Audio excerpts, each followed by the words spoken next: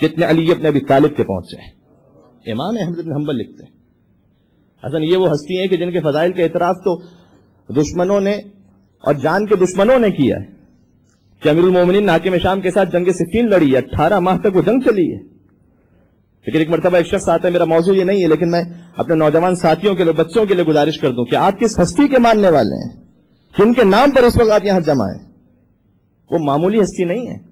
حسن ایک شخص آتا ہے حاکم شام کے پاس ایک گفٹ لے کر. تو حاکم شام، اس کا بیٹا یزید اور عمرو بن عاص، یہ تینوں بیٹھے ہوئے تھے. تو حاکم شام نے یہ کہا کہ یہ تحفہ اسے ملے گا جو علی کی فضیلت میں سب سے اچھا شعر کہتے ہیں، یہ تحفہ اسے ملے گا. تو سب سے پہلے چونکہ وہ خود حاکم تھا، اس کی باری آئی، اس نے کہا دیکھ اب دشمنان علی کے درمیان علی کی فضیلت کا مشاہرہ ہو رہا ہے. اللہ اکبر.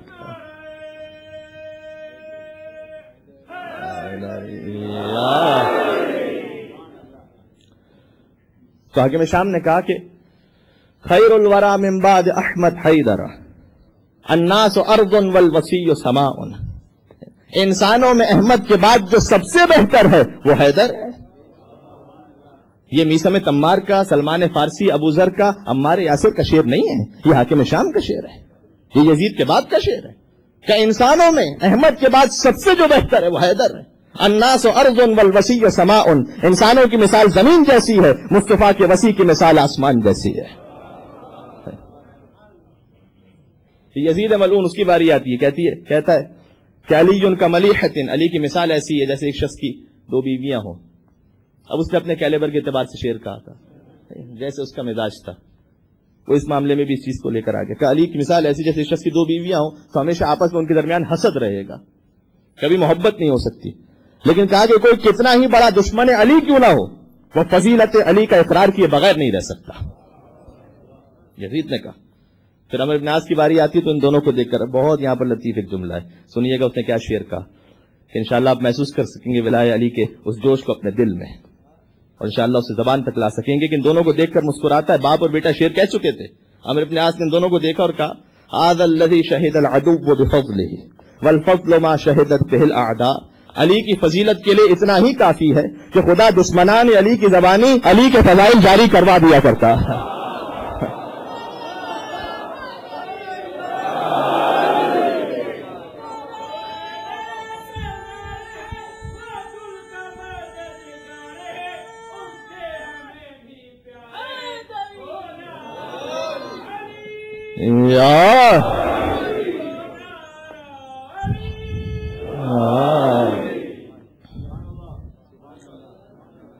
هذا الذي شهد العدو بفضله والفضل ما شهدت به الاعداء، علی کی فضیلت کے لیے اتنا ہی کافی ہے، خود دشمنان علی کی زبانیں دوست تو بیان کرتے ہیں، دشمنان علی کی زبانی علی کے فضائل جاری کروا دیا کرتا ہے.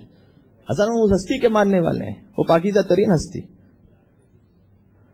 لہذا بعد از رسول اللہ، یہ شیعہ عقیدہ ہے، بعد از رسول اللہ اس کائنات میں کوئی ایسا نہیں ہے کہ جو علی کا ہمسر ہو سکے اور برابر ہو سکے. حسن اگر برادران اہل سنت غور کریں، میں دستے ادب جوڑ کے ان کے سامنے گزارش کر رہا ہوں، اگر وہ اپنی ہی کتابوں پر غور کریں اور قرآن کریم پر غور کریں تو حسن مولائے کائنات کا مقام تمام اصحاب سے اس انداز سے بالاتر نظر آئے گا کہ خود امام احمد بن حنبل کی میں نے مثال دی آپ کے سامنے، انہی کے بیٹے پھر بیان کرتے ہیں، کہتے ایک مرتبہ اپنے بابا کی محفل میں موجود تھا اور کسی نے ان سے سوال کیا ان کے شاگردوں میں سے کہ من ہم افضل الصحابہ، کہ افضل ترین صحابی کون سے ہیں؟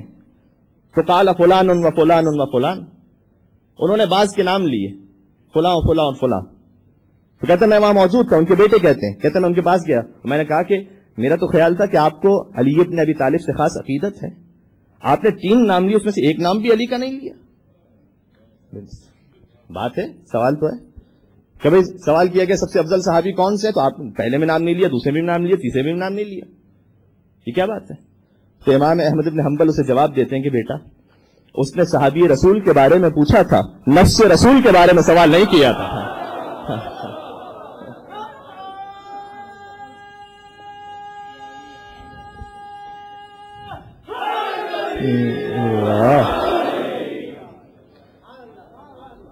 نفس رسول کے بارے میں قرآن کریم نے کہا ہے نا، فمن حاجک فیہ من بعد ما جاءک من العلم فقل تعالوا ندعو ابناءنا وابناءکم ونساءنا ونساءکم وانفسنا وانفسکم ثم نبتہل فنجعل لعنۃ اللہ علی الکاذبین. کیا قرآن سے اس آیت کو کوئی نکال سکتا ہے؟ اور حسن فضیلت اہل بیت کی یہ وہ آیت ہے. آج مکہ میں اور مدینہ منورہ میں جو قرآن رکھا ہوا ہے حرم شریف میں، اسے جا کر دیکھیے گا، اس میں جو تفسیر کے قرآن رکھے ہوئے ہیں، اور حتیٰ میرے پاس تو قرآن گھر پر کراچی میں اپنے موجود ہے کہ جو ڈسٹریبیوٹ کیا جاتا ہے حاجیوں کو، تحفے میں دیا جاتا ہے. تو خود حسن وہ جو اپنے عقیدے میں انتہائی شدید ہیں، انہوں نے بھی لکھا. میں چند مہینوں قبل پھر موجود تھا تو میں نے پھر چیک کیا اسے مدینہ منورہ میں، تو کشمیری زبان میں، اردو زبان میں، انگلش میں نظر نہیں آیا وہاں تفسیر کو قرآن، تو کشمیری زبان میں موجود تھا. اسے میں نے چیک کیا، کھولا، سورہ آل عمران کی آیت نکالی کہ بالآخر کیا لکھا ہوا ہے.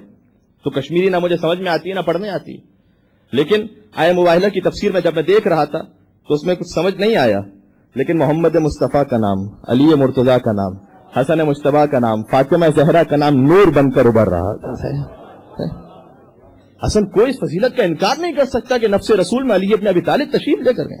اور نفس کی منزل پر ذرا غور فرمائیے گا، یہاں تھوڑا سا روک کے گفتگو کروں گا کہ نفس کا مطلب کیا ہے. یہ معمولی بات نہیں ہے نفس. حسن امام فخر الدین رازی تفسیر کبیر میں، کہ جو پھر برادران اہل سنت کے سب سے بڑے مفسر مانے جاتے ہیں، سب سے بڑے مفسر، البتہ مرحوم علامہ ذیشان حیدر جوادی صاحب علی اللہ مقامہ، انہوں نے اس تفسیر پر ایک تبصرہ یہ کیا تھا کہ اس میں تفسیر کے علاوہ سب کچھ ہے. لیکن بہرحال وہ سب سے اب سے زیادہ کیا گزارش کروں میں، لیکن سب سے بڑے مفسر مانے جاتے ہیں علامہ فخر الدین رازی، کہ جو فضائل اہل بیت پر اتنی آسانی سے راضی نہیں ہوتے. لیکن اس آیت کی تفسیر میں لکھتے ہیں، کہتے ہیں علی چونکہ نفس رسول بن کر گئے. نفس کا مطلب کیا؟ ہم اردو میں کہتے ہیں اور انگلش میں بھی کہتے ہیں نفس یعنی میں بنفس نفیس وہاں موجود تھا. نفس یعنی میں خود، مائی سیلف. اور علی کو رسول کا نفس کہا گیا تو وہ لکھتے ہیں کہ اس سے قرآن سے ثابت ہوتا ہے، امام فخر الدین رازی، کہ آئے قرآنی سے ثابت ہوتا ہے کہ اس کا مطلب یہ ہے کہ جو فضیلت رسول اللہ کو حاصل تھی، نفس رسول ہونے کا تقاضا یہ ہے کہ وہ تمام فضائل علی مرتضیٰ کو بھی حاصل تھے، سوائے اس کے کہ جسے رسول خود ایگزمپٹ کر دیں.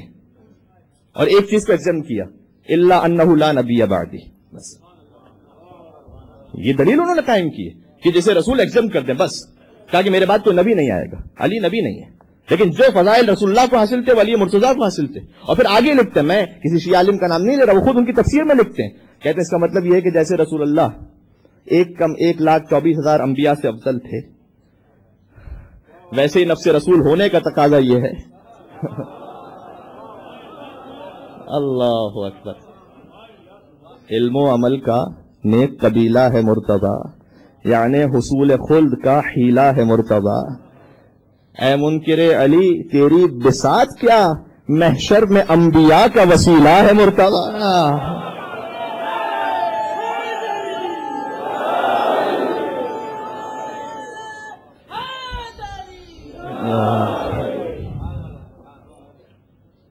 تو وہ لکھتے ہیں امام فخر الدین رازی، کہتے ہیں اس کا مطلب یہ ہے کہ جیسے رسول اللہ افضل تھے ویسے امیر المومنین بھی افضل ہیں، کیونکہ وہ نفس رسول ہیں.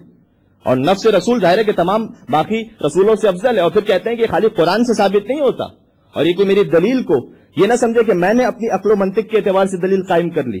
کہتے ہیں اس پر حدیث بھی موجود ہے، وہ خود لکھ رہے ہیں، اور پھر اپنے منابع سے یعنی اپنی کتابوں سے حدیث لے کر آتے ہیں کہ اس پر حدیث رسول یہ موجود ہے کہ من اراد ان یرا آدم فی علمہ ونوحا فی عزمہ وابراہیم فی خلتہ وموسیٰ فی ہیبتہ وعیسیٰ فی وحدہ فلینظر الی علی بن ابی طالب. کہتے ہیں اس پہ تو حدیث بھی موجود ہے کہ اگر تم میں سے کوئی دیکھنا چاہے آدم کو ان کے علم میں، اور نوح کو ان کے عزم میں، اور ابراہیم کو ان کی خلت میں، اور موسیٰ کو ان کی ہیبت میں، اور عیسیٰ کو ان کے زہد و تقوی میں، فَلْيَنْظُرْ إِلَىٰ عَلِيِّ بْنِ أَبِي طالب، تو اسے چاہیے کہ چہرہ مبارک علی بن ابی طالب کی جانب نگاہ کر لے. یعنی آدم کا علم آیا، نوح کا عزم آیا، یہ اولو العزم انبیاء ہیں، موسیٰ کی ہیبت آئی، عیسیٰ کی خلت آئی، ابراہیم کی خلت آئی، عیسیٰ کا تقوی اور زہد آیا. جب یہ سب مل گئے تو عظمت اور ذات علی ابن ابی طالب کا وجود پایا. یعنی علی اس فضیلت کے دریا کا نام ہے کہ جہاں باقی فضیلتوں کے دریا آ کے مل رہے ہیں. باقی دریا آ کر یہاں مل رہے ہیں. یعنی اس کا مطلب میں لفظ بدل دوں, اگر فضیلتیں پھیل جائیں, مختلف افراد میں ہوں, فضیلتیں پھیل جائیں تو سلسلہ انبیاء و مرسلین بنتا ہے. اللہ اکبر. فضیلتیں پھیل جائیں تو سلسلہ انبیاء و مرسلین بنتا ہے, فضیلت سمٹ جائے تو نام امیر المومنین بنتا ہے.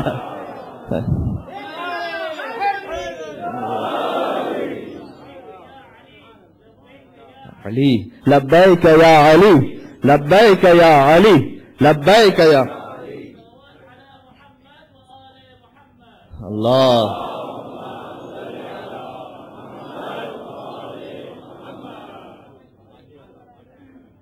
اچھا, ایک لطف کی بات ہے, اب تھوڑا سا آگے بڑھتے ہیں بات سے.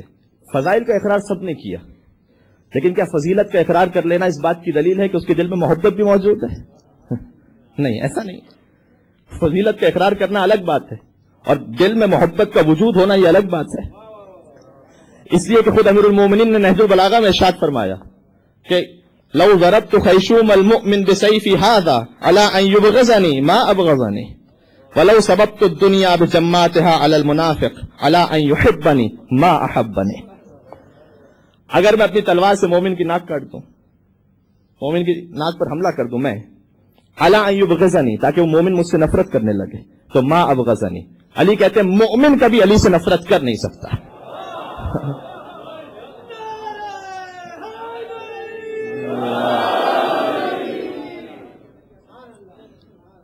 اور پھر خود کہتے ہیں وَلَوْ سَبَبْتُ الدُّنْيَا بِجَمَّاتِهَا عَلَى الْمُنَافِقِ. نہج البلاغہ میں علی کہہ رہے ہیں اگر میں دنیا کی ساری نعمتیں منافق کے قدموں میں ڈال دوں, عَلَىٰ أَن يُحِبَّنِي, تاکہ وہ منافق علی سے محبت کرنے لگے, تو ما احبنی, منافق کبھی علی سے محبت کر نہیں سکتا. اور نہیں سکتا. یا علی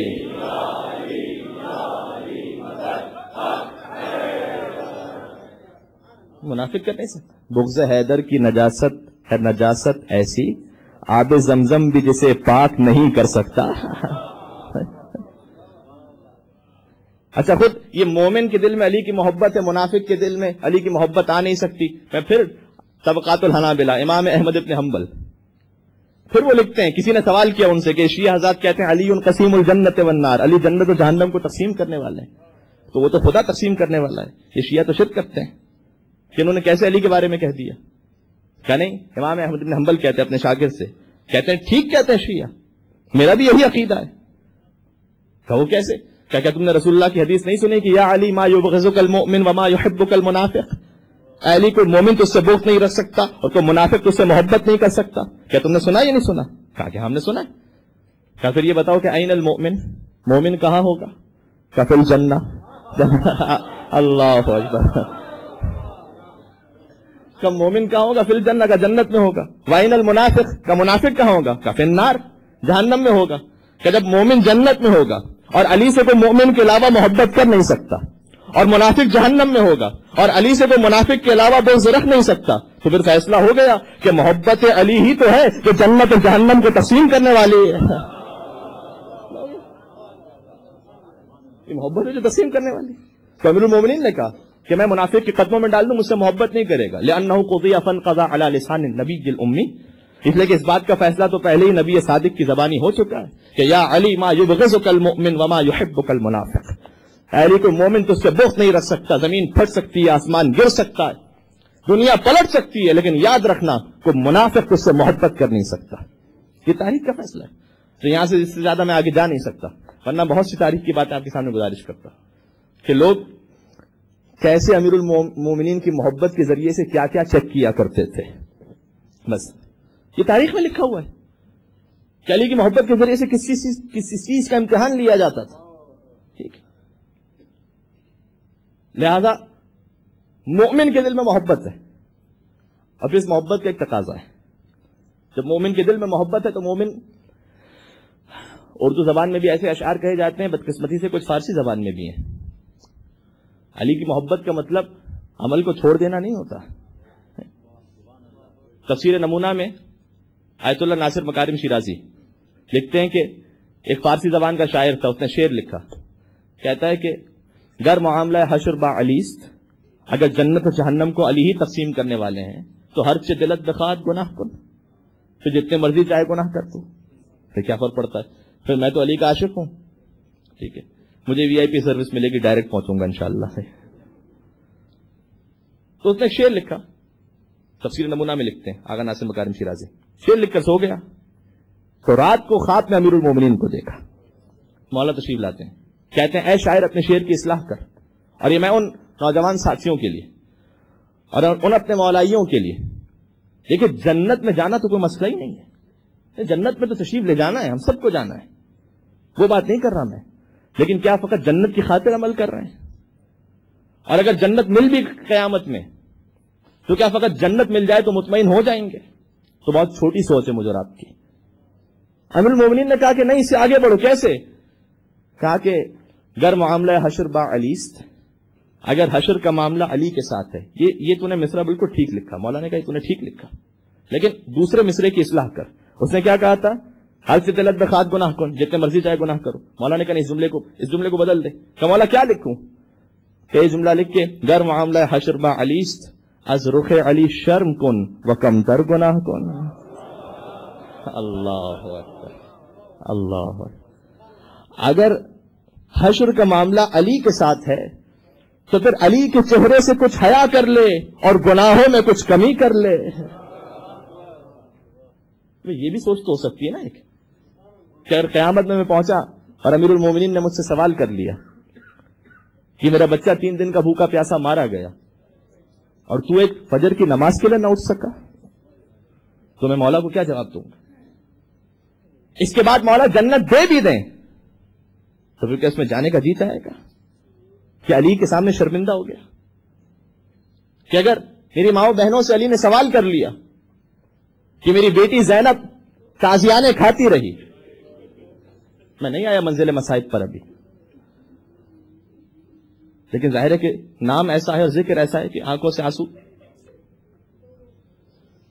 تو کہا کہ میری سکینہ تماچے کھاتی رہی تاکہ تجھ تک حجاب پہنچ جائے، اور تو اگر حجاب کر کر آئی تو فقط امام بارگاہ میں کر آئی۔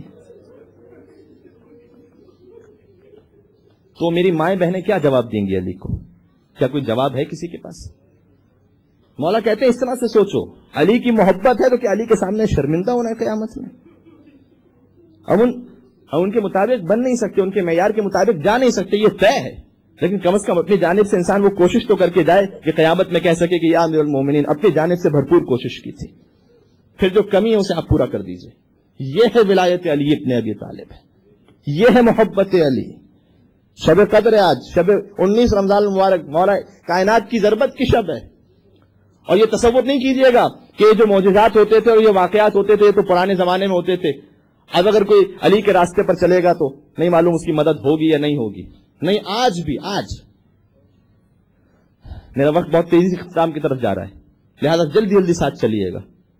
ہمارے یہاں پاکستان میں ایک صوبہ ہے سندھ، پروونس ہے، اس کا ایک چھوٹا سا شہر ہے بدین، اس کا ایک قریب کا شہر ہے گلارچی، جی سے آتا ہے گلارچی۔ بدین اور گلارچی کے درمیان ایک بس سروس چلتی ہے، اس میں ایک مولا کائنات کا چاہنے والا، اس کا کام یہ تھا، غربت ہے وہاں بہت، اس کا کام یہ تھا کہ بس میں اوپر جاتا تھا، بس میں چڑھ کے مٹھائی بیچا کرتا تھا۔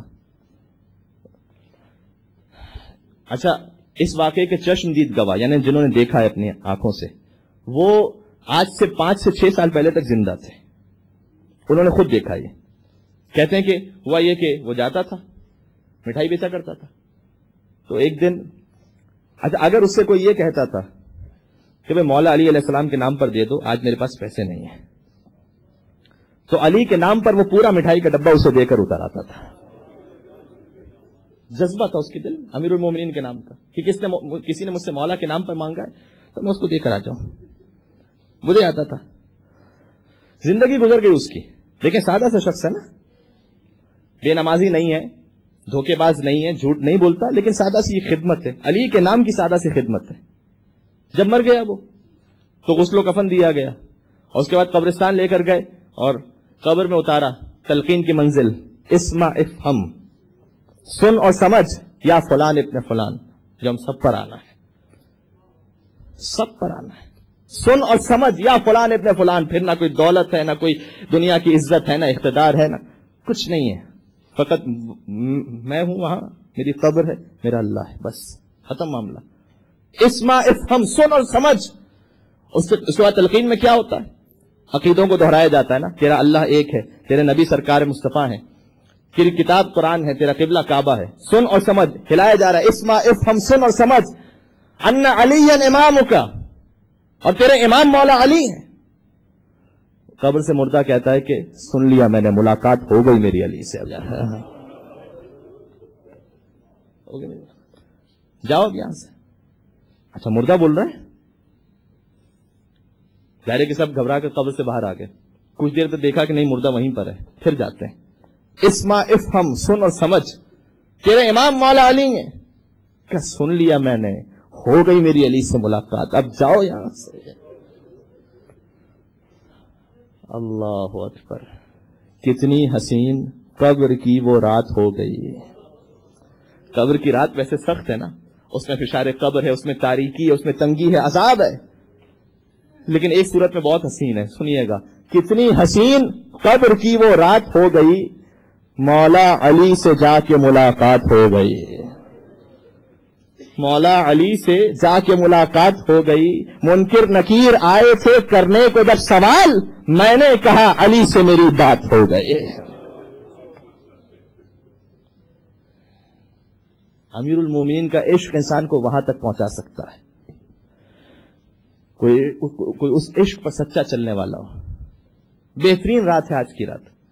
اصل امیر المومنین کا نام تو وہ ہے کہ مفاتح الجنان میں شیخ عباس قمی لکھتے ہیں کہ میں نام اس لیے لے رہا ہوں کتاب کا کہ بعض لوگ اعتراض کرتے ہیں کہ آ کر امیر المومنین تشریف فرمائیں، رسول اللہ کے پاس پھر آتے ہیں اور کہتے ہیں یا رسول اللہ میں مشکل میں ہوں، میرے لیے دعا فرمائیے گا اللہ میری مشکل کو حل کر دے. وہ جو مشکل کشائے کائنات ہے، جب وہ خود مشکل میں ہے تو رسول اللہ کے پاس آئیں گے کہ میری مشکل کو حل کر دیجیے. تو روایت کا جملہ یہ کہ رسول اللہ نے مصلی بچھایا، 2 رکعت نماز حاجت پڑھی، اس کے بعد ہاتھوں کو بلند کر کے کہا کہ پروردگارا تجھے علی کا واسطہ ہے کہ علی کی مشکل کو حل فرما دے. اللہ اکبر، اللہ اکبر. تو نام ہے امیر المومنین سے. آج مجرات سب کو مانگنا ہے، اپنے گناہوں کا اقرار کرتے ہوئے، اعتراف کرتے ہوئے تسلیم کرنا مولا کے ساتھ. مولا آپ کے سچے چاہنے والے نہیں بن سکے، جو حق تھا وہ ادا نہیں ہو سکا مولا، لیکن آپ کریم ابن کریم آقا ہیں. آپ ہم جیسے ذلیل غلاموں کو بھی قبول کر لیا کرتے ہیں. اصل امیر المومنین وہ ہیں، ان کا کرم وہ ہے. بس آپ اب گریے کی جانب مائل ہیں. میں چاہتا ہی ہوں کہ یہیں سے میں آغاز کروں. ایک جملہ فقط، ہم میں سے کون ایسا کہ جو گناہ گار نہ ہو؟ سبھی ہیں نا گناہ گار، اور علی کی خدمت میں آئے ہیں. کبھی کبھی دل میں خیال آتا ہے نہیں معلوم کتنی مرتبہ توبہ کو توڑا ہے اور کتنی مرتبہ پھر آیا ہوں، اور بار بار علی سے وعدہ بھی کیا تھا، اس کے بعد پھر توڑا وعدہ اور پھر آیا ہوں مولا کے پاس. علامہ مامکانی لکھتے ہیں اپنی کتاب رجال میں، کہتے ہیں چھٹے امام کا ایک چاہنے والا تھا، بدقسمتی سے نعوذ باللہ شراب پی لیا کرتا تھا. بس اوقات تھی اس کے دل میں محبت تھی، لیکن بہک جاتا، شیطان بہکا دیتا تھا، شراب پی لیتا تھا. تو لیکن جب شراب اس نے نعوذ باللہ پی ہوتی تھی تو مولا کے سامنے آتا نہیں تھا شرمندگی سے. تو ایک دن کہتا کہ میں نے شراب پی ہوئی تھی، میں مدینہ کی گلی سے گزر رہا تھا، سامنے سے میں نے دیکھا مولا آ رہے ہیں.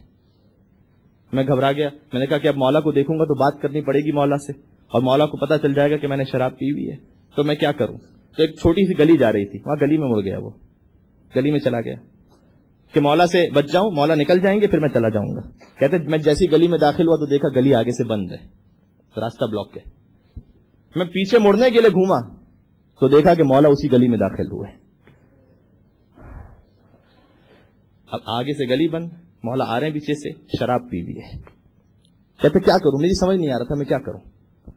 تو میں دیوار کی طرف رخ کر کے کھڑا ہو گیا اور اپنا کمر بند ٹھیک کرنے لگا، اس بہانے سے کہ جیسے میں نے مولا کو دیکھا ہی نہ ہو. اپنا کمر بند ٹھیک کر رہا تھا، بیلٹ جیسے ہم ٹھیک کرتے ہیں کہ مولا گزر جائیں گے تو میں سر جھکا کر نکل جاؤں گا. تو مولا کہتے تشریف لائے مولا، اور میرے شانے پر ہاتھ رکھا مولا نے، اور مجھے ہاتھ رکھ کر کہا اور مسکرا کر کہا کہ اے شخص تو کتنا ہی بڑا گناہگار کیوں نہ ہو، اتنا یاد رکھنا کہ کبھی ہم اہل بیت سے منہ مت موڑنا.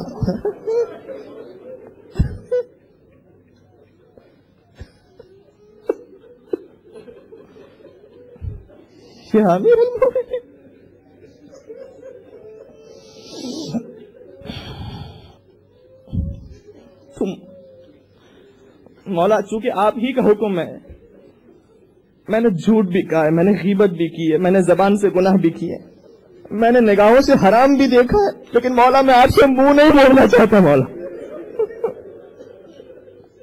میں آپ سے نہیں منہ موڑنا چاہتا، میں آپ کی بارگاہ میں رہنا چاہتا ہوں.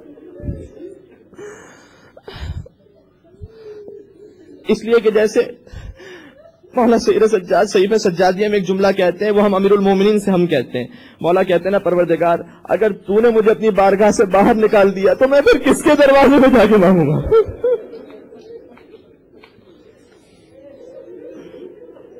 یا امیر المومنین اگر آپ نے مجھے قبول نہ کیا تو پھر میں کہاں جاؤں گا مولا؟ پھر میں کہاں جاؤں گا؟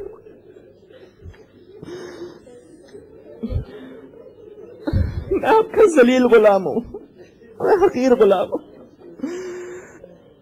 لیکن اتنا ضرور ہے کہ آپ کے حسین کا ماتم کرنے والا ہوں.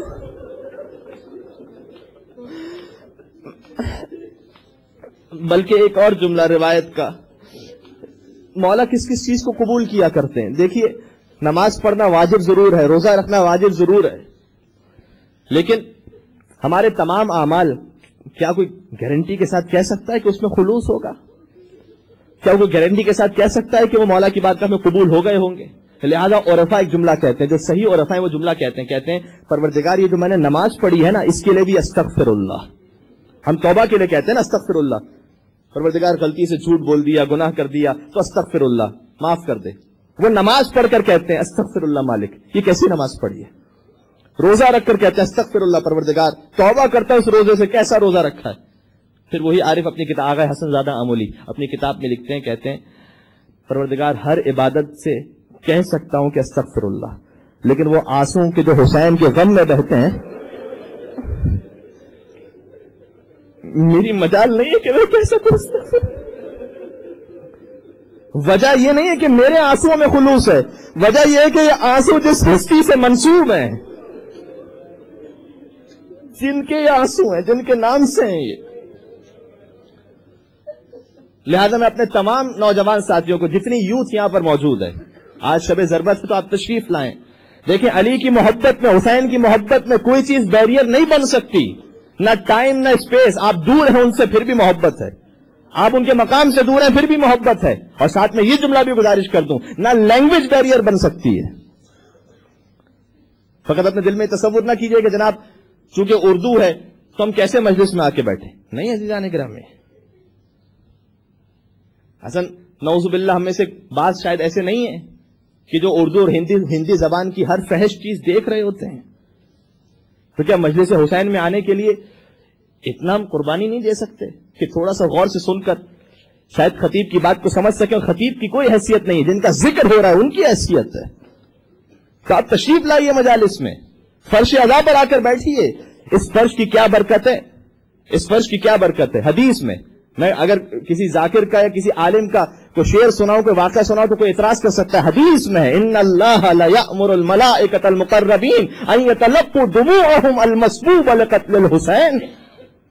اللہ ملائکہ مقربین کو نازل کرتا ہے، جس مقام پر فرش عزا ہے وہ ملائکہ نازل ہوتے ہیں. المسبوبۃ لقتل الحسین، وہ ان آنسوؤں کو جمع کرتے ہیں کہ جو حسین کے غم میں بہا کرتے ہیں. اہل بیت کے غم میں جو آنسو ملائکہ جمع کرتے ہیں. جمع کر کے کیا کرتے ہیں؟ ملائکوں کی ہمارے آنسوؤں کی ضرورت ہے، کیا کرتے ہیں؟ کہتے ہیں کہ ان آنسوؤں کو فَيَمْزُجُونَهَا بِمَاءِ الْحَيَوَانِ، ان آنسوؤں کو جنت میں لے کر جاتے ہیں اور آپ کی آنکھوں سے بہنے والے آنسوؤں کو ملائکہ مقربین کوثر کے پانی سے ملا دیتے ہیں. پھر کیا ہوتا ہے؟ فَيَزِيدُ فِي عُذُوبَتِهَا وَطِيبِهَا أَلْفَ ضِعْفِهَا، تو ان آنسوؤں کا صدقہ ہے کہ کوثر کی مٹھاس اور اس کی طہارت میں 1000 گنا اضافہ ہو جاتا ہے. تو کیا آپ پسند نہیں کریں گے کہ فرش عزا پر آ کر آپ تشریف رکھیں؟ حسن زبان اگر بیریئر بن سکتی تو ابو ہاشم جعفری 10ویں امام کے پاس آتے ہیں اور آ کر جیسے ہی کہتے ہیں کہ میں پہنچا مولا کے پاس، فکلمنی بالہندیہ، مولا نے ہندی زبان میں مجھ سے بات کرنا شروع کی 10ویں امام نے. فبہت تو میں مبہوت اور حیران ہو گیا کہ مولا نے ہندی زبان میں مجھ سے بات کی، میں کیسے جواب دوں.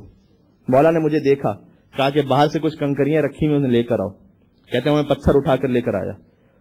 مولا نے اپنا لعاب دہن اس پتھر پر مس کیا، مجھے وہ لعاب دہن وہ پتھر دیا، کہا کہ اس لعاب دہن کو چوس لو. ابو ہاشم کہتا ہے جیسے ہی میں نے اس لعاب کو چوسا، فتکلمت ب73 لسانا، میں اپنے اندر میں نے محسوس کیا کہ میں 73 زبانوں کا جاننے والا تھا، کہ اولھا ہندیہ، جس میں سے پہلی زبان ہندی تھی. تو یہاں پر ظاہر امام تو بظاہر سامنے موجود نہیں ہے کہ وہ لعاب دہن دے سکے، لیکن ان کا فرش ادا تو موجود ہے. اگر آپ ان سے دعا کر کے تشریف لا رہے ہیں تو کیسے ہو سکتا ہے کہ مولا آپ کو زبان عطا نہ کرے، آپ کو سمجھا نہ دیں، سکھلا نہ دیں. زبان بیریئر نہیں بننے پائے اہل بیت اطہار کے ذکر سے دوری کا. تشریف لائیے گا. جائے حسین ہے، جائے بہشت ہے مولا حسین کی مجلس، عزم منافقت کو یہ پاش پاش کرتی ہے، اور جہاں والوں کو جنت کی ہے تلاش، مگر حسین والوں کو جنت تلاش کرتی ہے. آپ کا مقام یہ ہے. آج شب ضربت ہے، امیر المومنین کا نام ہے. مولا کے مصائب 19 رمضان سے فقط شروع نہیں ہوئے ہیں، مصائب کی ابتدا تو بہت پہلے سے ہے. وفات رسول اللہ سب سے بڑی مصیبت ہے علی کے لیے. اور اس کے بعد ایک ذکر کروں جملہ. کسی نے مولا علی سے سوال کیا، چلے مولا ہی کی زبانی، کسی نے مولا سے سوال کیا کہ اے علی، مرد کے لیے سب سے مشکل موقع کون سا ہوتا ہے مولا؟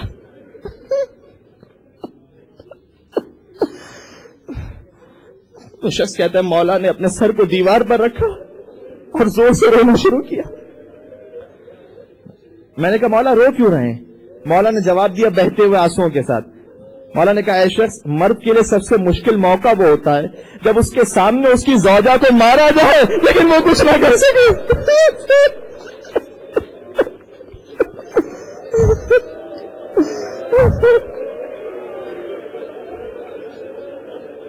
کوئی علی کے سامنے فاطمہ زہرا کا دروازہ جلا دے اور علی کچھ نہ کر سکے.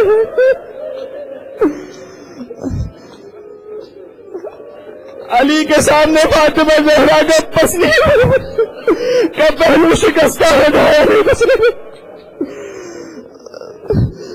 بلکہ ایک جملہ کہہ دو، دل والے نا سیدو مجھے معاف کرنا، لیکن میں کیا کروں؟ آپ مجلس میں تشریف لائے، مولا امام زمانہ آپ کو اجر عطا کریں. مولا کہتے ہیں تم خود سے مجلس میں نہیں آتے، ہم تمہیں تمہارا نام لے کر بلایا کرتے. تم مجلس میں آتے ہو، ایک جملہ کہوں گا اور اس پر بس اس سے بڑھ کر کیا مسائل پڑھوں گا. کوئی علی کے سامنے فاطمہ زہرا کو تماشا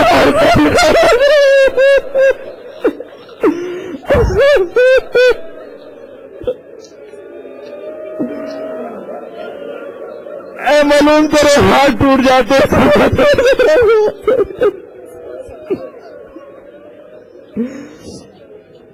کہ علی نے جب دفن کیا فاطمہ زہرا کو، فحزنی سرمدا، کہا کہ اے بنت رسول آپ کا غم تا زندگی باقی رہے گا، صبح شام آپ پر گریا کروں گا. اور اس کے بعد جب قبر کے حوالے کیا تو جملہ کہا یا رسول اللہ آپ کی امانت کو دینے آیا ہوں، لیکن علی شرمندہ ہے. جب امانت لی تھی تو صحیح اور سالم تھی، جب واپس کر رہا ہوں تو بس لیا ٹوٹ.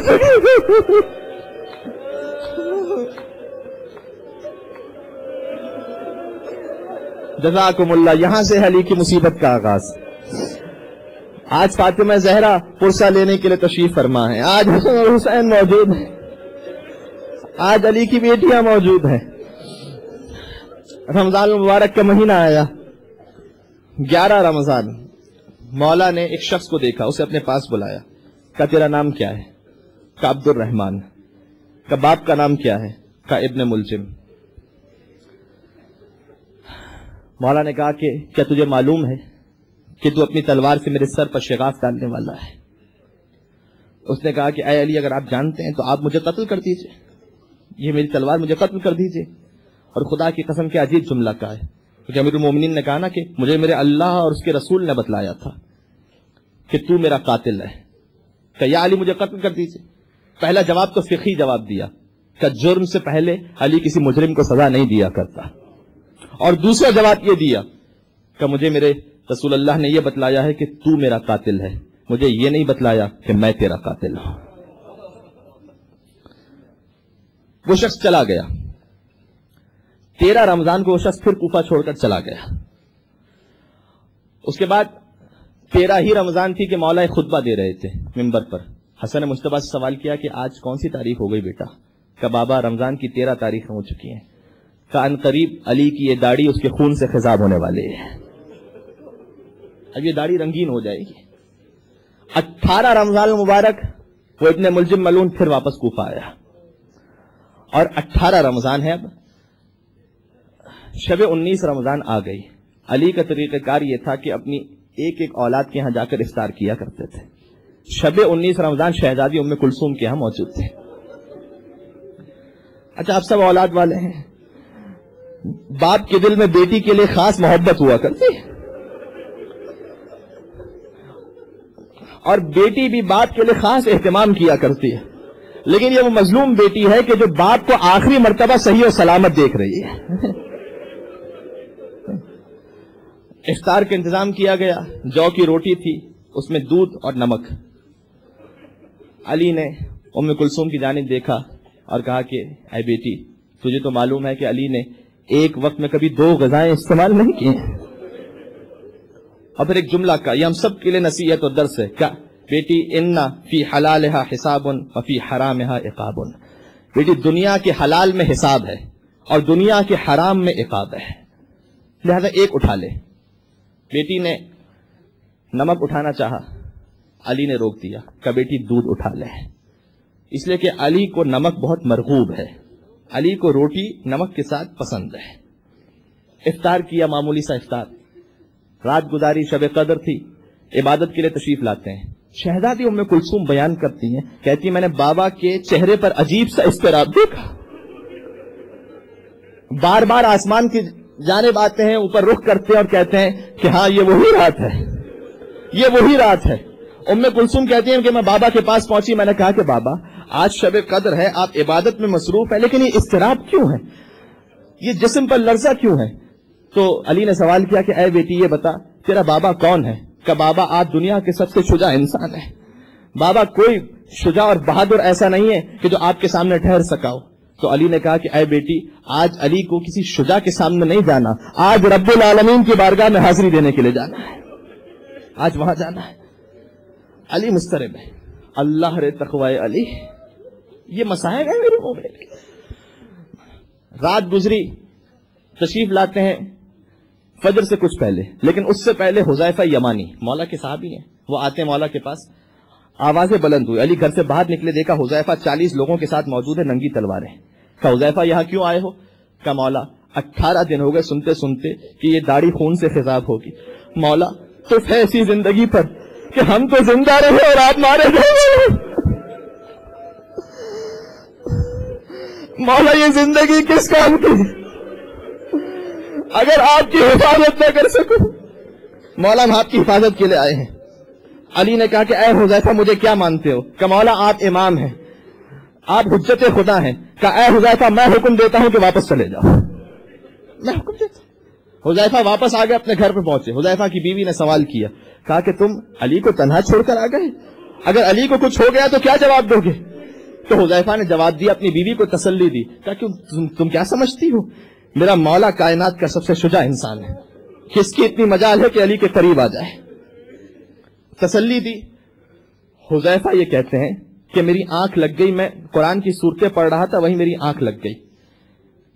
اب یہاں سے میں پھر جاؤں گا مصائب کی طرف، لیکن ایک جملہ کہوں گا کہ میری آنکھ لگ گئی اور کچھ دیر بعد میری زوجہ آتی اور مجھے جھنجھوڑا کہ اے حذیفہ بلند ہو جاؤ، یہ دیکھو مسجد سے کیسی آوازیں آ رہی ہیں. حذیفہ کہتے ہیں میں اپنے گھر سے باہر نکلا تو میں نے دیکھا کہ مسجد کے مینار صدا دے رہے تھے، تحطمت واللہ ارکان الہدی، خدا کی قسم ہدایت کا ستون مارا گیا، ہلاکت کو دلا امیر المومنین.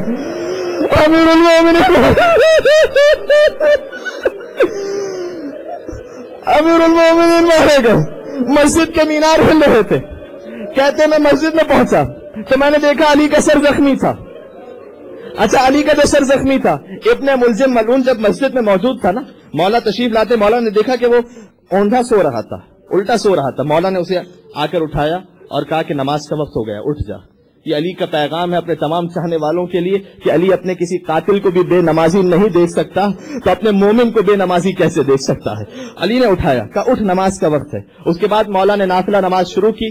दो रिवायतें, नाफिला में या नमाज वाजिब में, दो रिवायतें। मैं नाफिला वाली रिवायत पढ़ा हूं, ज्यादा मोतबर है। पहला सजदा था अली का, उसने वार किया, वार खता हुआ।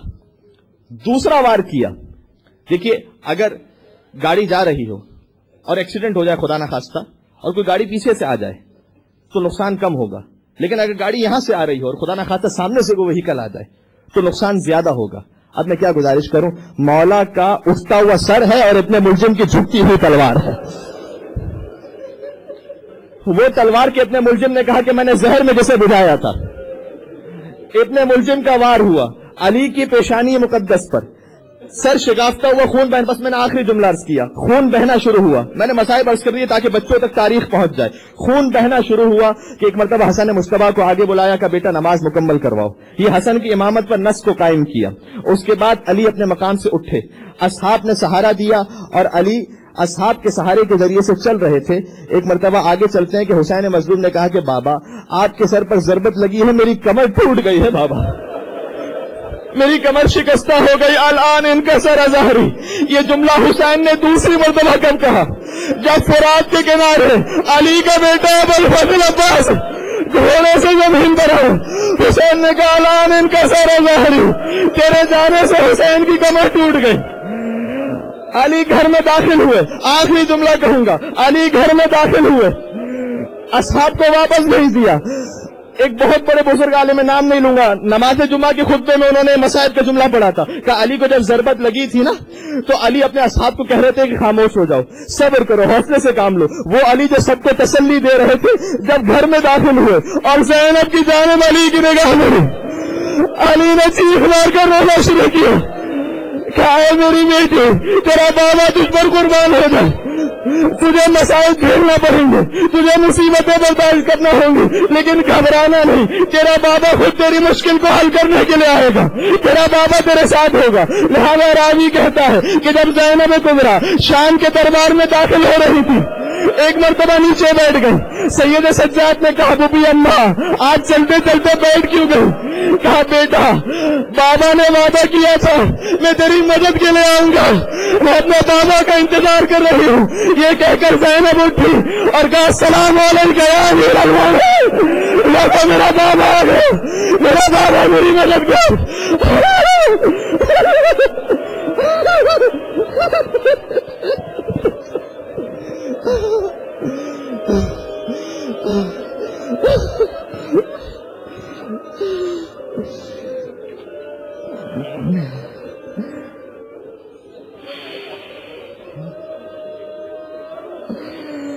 शब-ए कदर भी है, आप फुरशदा पे तशरीफ फरमाए। हदीस का जुमला है जहाँ कहीं मजलिस होती है फ़इन्नहा तुब्बतुल हुसैन, वो हुसैन के हरम का दर्जा रखता, गोया हुसैन इब्ने अली के हरम में मौजूद है। अपने दिलों को करबला लेकर कर मौला को पुरसा देते हुए मौला हम यतीम होने वाले हैं, हम सबका सलाम करेंगे। अस्सलाम अला हुसैन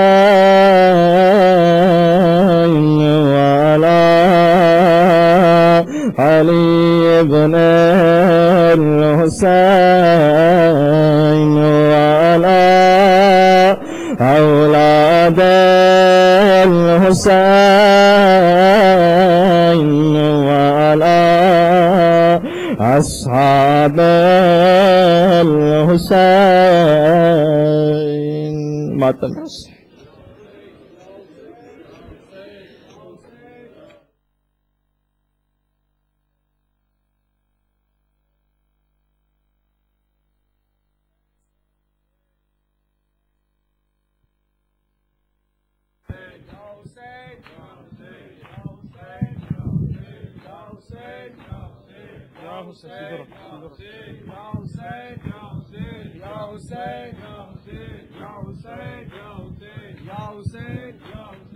حسین یا حیدر کرار یا حیدر کرار یا حیدر کرار یا حیدر کرار یا حیدر کرار یا حیدر کرار جبریل نوحہ پڑھتے ہیں مارے گئے علی مارے گئے علی لائے کائنات پہ تلوار چل گئی یا حیدر کرار یا حیدر کرار یا حیدر کرار یا حیدر کرار یا حیدر